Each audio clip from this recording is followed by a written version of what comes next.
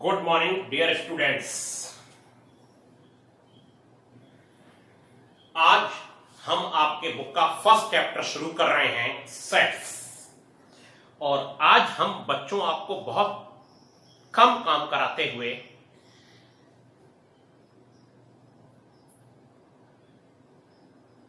कुछ क्वेश्चन करने को दे रहे हैं, वो आप पहले करके दिखाइए।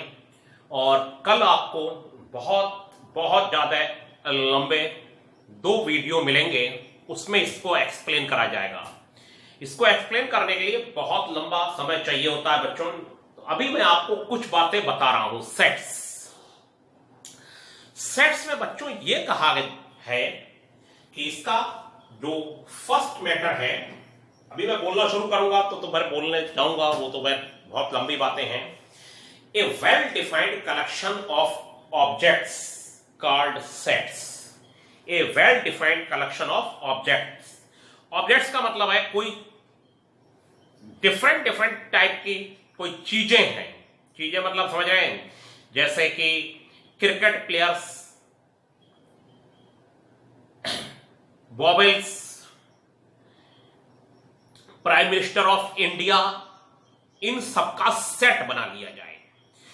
तो उसके आगे लिखा है a well defined collection of objects. Well defined होना चाहिए, वेल डिफाइंड, और फिर कलेक्शन होना चाहिए, और फिर उसे हम लोग एक कर्ली ब्रैकेट में लिख लें, एक कर्ली ब्रैकेट में। तो उसे सेट्स कहा जाता है बच्चों। A well defined collection of objects called sets. Well defined का आप मतलब पहले मैं आपको समझा दे रहा हूं। फिर कलेक्शन का तो मतलब जानते होंगे, किसी को चीज को कलेक्ट करके रख देना, ठीक है बच्चों। और फिर आगे जो मैं आपको बता रहा हूं उसे आप ध्यान से सुनिए। उस सब कलेक्शन को एक कर्ली ब्रैकेट में रख देने को सेट कहते हैं। जैसे ये लिखा हुआ AEIOU, ये AEIOU ये वेल डिफाइंड है।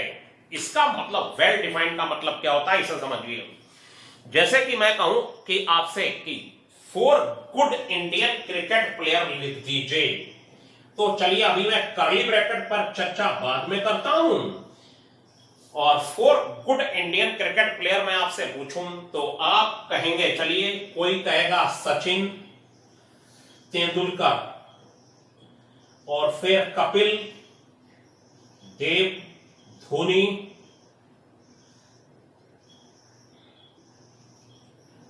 फिर कोई कहेगा विराट। हाँ जी, आवाज आएगी। अनुष्का, अनुष्का नहीं आएगा इसमें, ठीक है। तो 4 good Indian cricket player, Sachin, Kapil, Dhoni, Virat. किसी ने आवाज दी, बताया मुझको क्लासरूम में कि सचिन लिख दीजिए सर, कपिल लिख दीजिए, धोनी लिख दीजिए और विराट लिख दीजिए। अब ये सेट है। अगर तो मैं कहूंगा सचिन भाई मुझे अच्छा कभी नहीं लगा, जिसमें रन बनाने होते थे कभी वो चलता ही नहीं था। लेकिन मुझे विराट बहुत अच्छा लगता है, जो गेम हम लोग हार रहे होते हैं उसमें वो खूब रन बनाता है, तो विराट तो सही है, लेकिन सचिन नहीं सही है।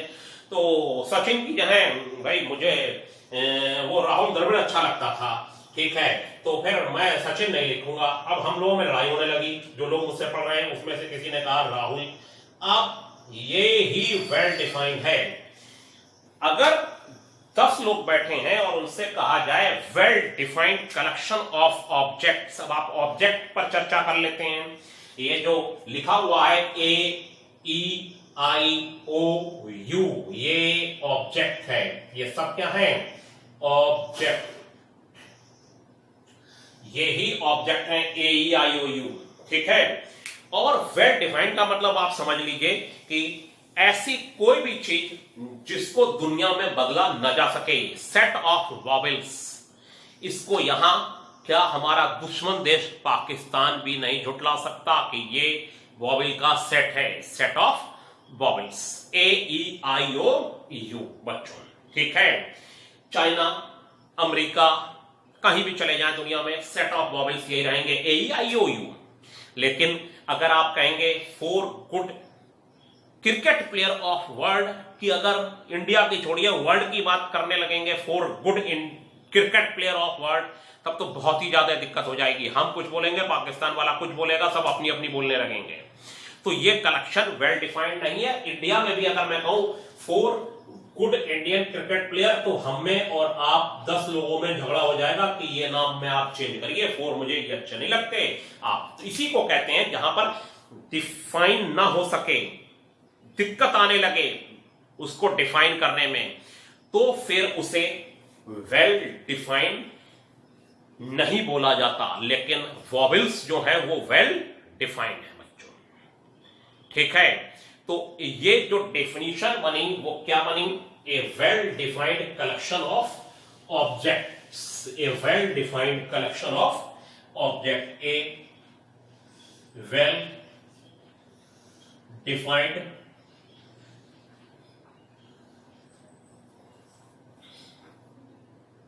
collection of objects called sets। बच्चों ये हो गया, देखिए बोर्ड पर ये वेल डिफाइंड, वेल डिफाइंड का मतलब समझ गए, जिस पर कोई दुनिया में डिस्प्यूट ना हो। कलेक्शन का मतलब उनको एक जगह कलेक्ट करके रख दिया गया ऑब्जेक्ट। अब एक एग्जांपल ये हो गया आपका set of vowels, A is equal to A E I O U। ये हो गया वेल डिफाइंड, इसको दुनिया में कहीं भी झुटलाया नहीं जा सकता। कलेक्शन का मतलब है इनको कलेक्ट करके एक जगह रख दिया गया, और इसे बोलते हैं A E I O U को ऑब्जेक्ट्स। क्या कहते हैं? ये ऑब्जेक्ट्स हैं बच्चों, ठीक है। तो आपको वेल डिफाइंड का मतलब समझ में आया, कलेक्शन का मतलब समझ में आया, ऑब्जेक्ट्स का मतलब समझ में आया। एक चीज आपको शायद न समझ में आई हो, और वो है बच्चों कि इसको कलेक्ट करके एक कर्ली ब्रैकेट में रख दिया जाता है। ये कर्ली ब्रैकेट है सबको, तब इसे सेट बोला जाता है बच्चों। तो सेट बोलने के लिए कर्ली ब्रैकेट में ऑब्जेक्ट्स का कलेक्शन होना जरूरी है। ये क्या है? सेट ऑफ वॉवेल्स, ठीक है बच्चों। ये बात आपको समझ में आ गई। मैं धीरे धीरे अभी शुरुआत कर रहा हूं। टेक्नोमेट्री में मैंने आपको पूरा करा दिया काम करीब करीब। उसमें जो भी आपसे नहीं आ रहा है वो आप हमसे पूछिए, बाकी हम देख रहे हैं आप लोग क्या कर रहे हैं, उस पर भी हम आपको देखेंगे कि आप क्या कर रहे हैं, ठीक है। तो आपको ये बात मेरी समझ में आ गई होगी, सेट की डेफिनेशन समझ में आ गई होगी। अब देखिए बोर्ड पर क्या आ रहा है। अब ये बच्चों देखिए बोर्ड पर आपके लिखा हुआ आ गया नोट, और ये आपको एक सिंबल है वो दिए हुए हैं, और ये बुक पे कहीं भी ये सिंबल हो तो इन्हें आपको ऐसे ही ध्यान रखना है। अगर कैपिटल एन कहीं लिखा है तो कैपिटल एन का मतलब होता है बच्चों सेट ऑफ नेचुरल नंबर, और सेट ऑफ नेचुरल नंबर आप लोग जानते हैं क्या होता है। सेट ऑफ नेचुरल नंबर होता है 1 2 3 4 5, ये सेट ऑफ नेचुरल नंबर है, ठीक। और सेट ऑफ नेचुरल नंबर होने के बाद ये Z है, ये होता है सेट ऑफ इंटीजर्स। ये सब सिंबल है। सेट ऑफ इंटीजर्स में देखिए क्या होता है, एंड सो ऑन, जैसे ये लाइन की थी एंड सो ऑन, वैसे ये and so on, -3 -2 -1 0 1 2 3 and so on. उधर 0 से उधर की पॉजिटिव वैल्यू, 0 से लेफ्ट की नेगेटिव वैल्यू, और 0 मिला के ये सब इंटीजर कहलाता है। और बच्चों सेट ऑफ रेशनल नंबर क्या कहलाता है? रेशनल नंबर की डेफिनेशन तो आपने पढ़ी होगी। वो जो टर्म P/Q की फॉर्म में रख दिए जाते हैं वो रेशनल नंबर कहलाते हैं। तो सब इसमें लिख दिए जाएंगे रेशनल नंबर, जैसे 2 है, 1/4 है, ये सॉरी 2/6 है, इस टाइप के 2/6 रेशनल होगा। ये चेक करना पड़ेगा आपको। अब ये सब आप लोग टर्मिनेटिंग और नॉन टर्मिनेटिंग, इसलिए मैं 2/6 अभी हटा दे रहा हूं इसमें से। चलिए ये आप चेक करके मुझे, यही होमवर्क है आपका, बताइए मुझे 2/6 मैं आपसे पूछूंगा फोन पर, रेशनल है या नहीं है। ठीक है, ये चेक करिएगा 2/6 रेशनल है या इररेशनल है। जो P/Q की फॉर्म में लिख दिया जाता है बच्चों, वो सब रेशनल नंबर होते हैं। ठीक है बच्चों, ये रेशनल नंबर।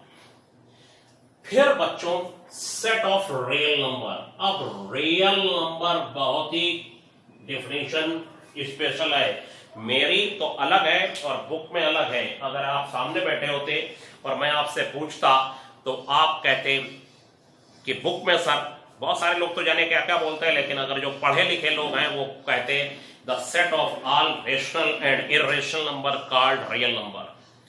तो वहां रेशनल इसीलिए मैंने बोला, बहुत से लोगों को तो रेशनल की डेफिनेशन नहीं पता, उसका एग्जांपल नहीं बता पाएंगे, ये भी नहीं बता पाएंगे 2/6 रेशनल है या नहीं है। बताना है आपको 2/6 रेशनल है या नहीं है, मुझे बताइएगा जब मैं फोन से आपसे पूछूं। ठीक है, रियल नंबर में डेफिनेशन ये है, all rational and irrational number called real number. ये था, यानी दुनिया में जितनी भी वैल्यू हैं, जैसे ये हो गया 2, ये हो गया आपका √2, 3/6, -1, 0.3, ये सब वैल्यूज जितनी भी मैंने लिख दी, कोई रियल है, सॉरी कोई रेशनल है, कोई इररेशनल है, ये सब वैल्यूज रियल नंबर कहलाती हैं। लेकिन आज के बाद आप मेरी बात ध्यान से समझिए कि रियल नंबर की मैंने नई डेफिनेशन बना दी, और रियल नंबर की मैंने डेफिनेशन नई बना दी, और वो बना दी रियल नंबर की डेफिनेशन कि आप ऐसी वैल्यूज जिसमें अंडर रूट में निगेटिव हो, अंडर रूट में क्या हो बच्चों, निगेटिव, इसे छोड़ दीजिए। अब आप कहेंगे सर अंडर रूट में निगेटिव वैल्यूज कौन सी होती हैं, तो ये फिर एक कॉम्प्लेक्स नंबर का सेट, जैसे यहां लिखा हुआ है सेट ऑफ कॉम्प्लेक्स नंबर, तो आपकी बुक में कॉम्प्लेक्स नंबर 13th चैप्टर है R.D. शर्मा में, उसे आप देखेंगे तो वो चैप्टर जब पढ़ाएंगे तो आप देखेंगे। लेकिन अभी याद रखिए कि अंडर रूट में अगर नेगेटिव है तो ये रियल नहीं है, इन्फिनिटिव रियल नहीं है, और बच्चों माइनस इन्फिनिटिव रियल नहीं है। इन तीनों वैल्यूज को अगर छोड़ दिया जाए, इन तीनों वैल्यूज को क्या कर दिया जाए, छोड़ दिया जाए, तो मेरी डेफिनेशन बनी बाकी सब वैल्यूज दुनिया में क्या होती हैं, रियल नंबर। इन तीनों को छोड़ दीजिए, अंडर रूट में नेगेटिव और इन्फिनिटिव और माइनस इन्फिनिटिव, ये सब दुनिया में रियल नंबर कहलाते हैं। क्या कहलाते हैं, रियल नंबर। कॉम्प्लेक्स नंबर के बारे में अभी आप पढ़ना छोड़ दीजिए, ये पूरा चैप्टर पढ़ाया जाएगा। क्या पढ़ा आपने, set of natural number. Natural number ये होता है, सेट ऑफ इंटीजर्स क्या होता है, 0, -1, -2, -3 and so on, 1, 2, 3 and so on. बच्चों सब पढ़ा होगा, रेशनल खूब पढ़ा, रेशनल नंबर की डेफिनेशन, P/Q की फॉर्म वाले जितने टर्म होते हैं, बस मैंने आपसे क्वेश्चन कराया, बताइए 2/6 रेशनल है या नहीं है। ठीक है, सेट ऑफ रियल नंबर। और मेरे पास अभी बोलने को बहुत कुछ है, नेक्स्ट जो आपके पास कल वीडियो आ रहा है उसमें मैं बोलता ही रहूंगा और आप समझते रहिए और सुनते रहिए मेरी बात।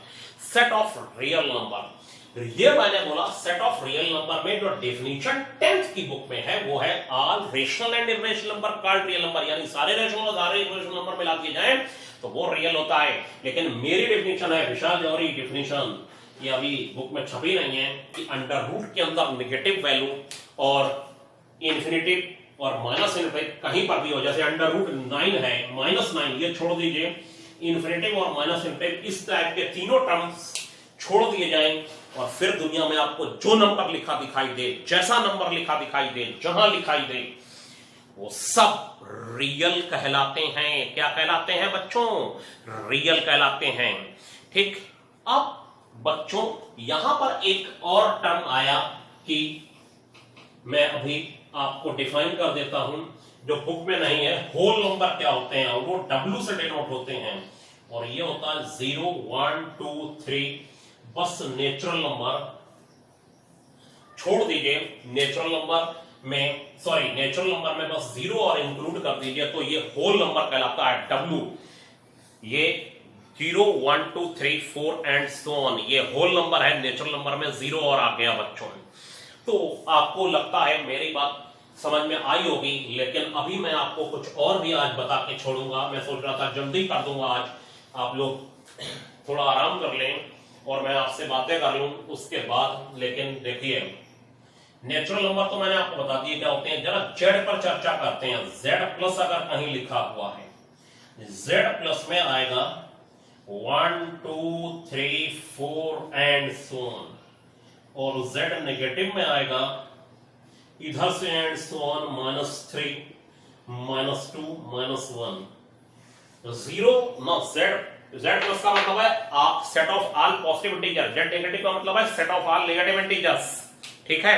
लेकिन आप देखिए ना जेड प्लस में और जेड माइनस दोनों में ही जीरो नहीं आया, जेड प्लस में भी और जेड माइनस में भी दोनों में जीरो नहीं आया बच्चों। और दोनों में ही जब जीरो नहीं आया तो जीरो गया कहां? अब मैथ ने जो तय करा वो मैंने आपको बता दिया।